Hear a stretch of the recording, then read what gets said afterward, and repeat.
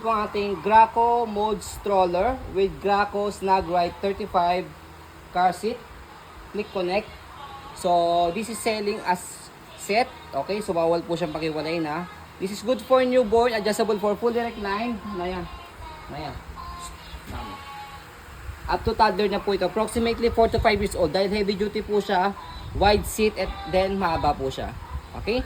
So, this is already washed and ready to use. Wala po siyang faded, wala siyang discoloration. So, pakita natin yung details ng car seat. Ayan. Car seat.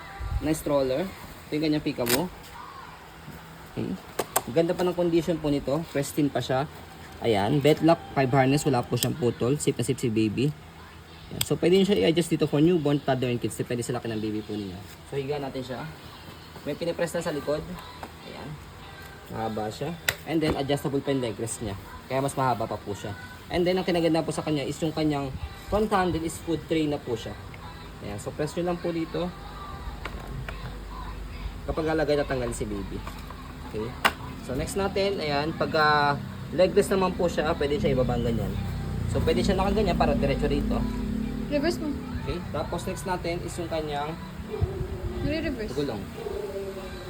Yung reverse. Yung seat. Nire-reverse yan yung seat. Oo, gulong muna. Hindi pa naman siya makalawang. Okay pa yung gulong. Hindi siya pudpud. Kapal pa ng gulong niya. Okay. Normal sign of usage. Normal yan. Pre-love po ito. Pero ba't maganda pa po yung condition po nito Kasi wala siyang faded, wala siyang discoloration. Yan yung gulong sa likod niya, big wheels na po. Tapos, kabilang side ng body frame, ayan. Pati yung gulong niya.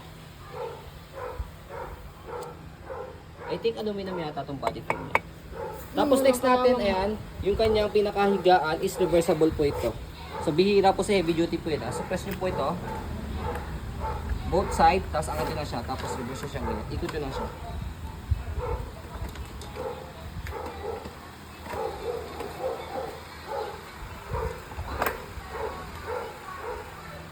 So ayan siya. Okay, pakita mo yung kanyang basket. Malaki, tapos stopper. Functionable. Tapos kay parents, sa maganda pa po dyan, may lagayan dito ng bottled water. O kahit coffee drinks. May lagayan pa rito ng cellphone or anything na pwede mailagay dyan. Tapos yung kanyang handle, ayan. Wala naman siyang tip. Bukod dito sa maliit na to. Not big din naman to dahil sobrang liit lang naman niya. Okay? So, next natin yung kanyang pag-fold naman. So sa pag-fold sa kanya, same lang to, press, slide, press, tapos fold nyo po siya para. Tapos meron siya lock dito sa gilid. Yan. Okay, so can stand alone. Oh, may stand siya. Yes. Tapos kapag i-open nyo siya, tanggalin lang dito, tapos subukan nyo lang siya.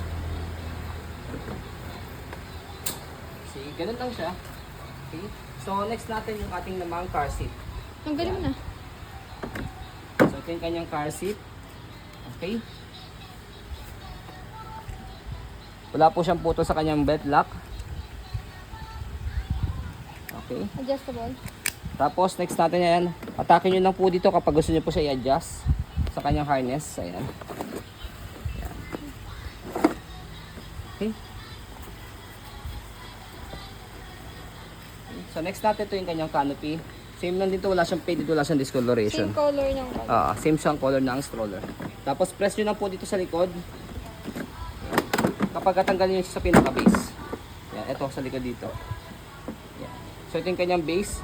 So yung kinaganda ng base niya para support pagka naka-flat po siya sa upuan po ng sasakyan.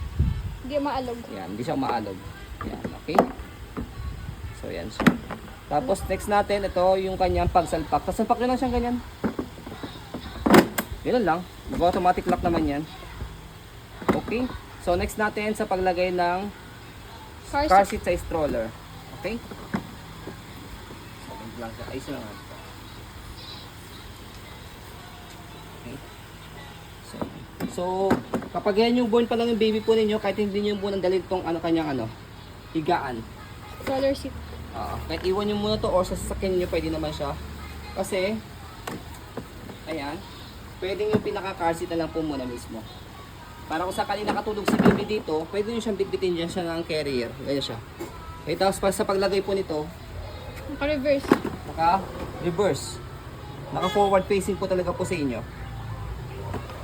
Yan. Okay? Hindi siya pwede nakaharap sa tao, hindi siya pwede naka-forward facing. Kailangan, ang tawag po dyan, naka-reverse, naka-rearward facing.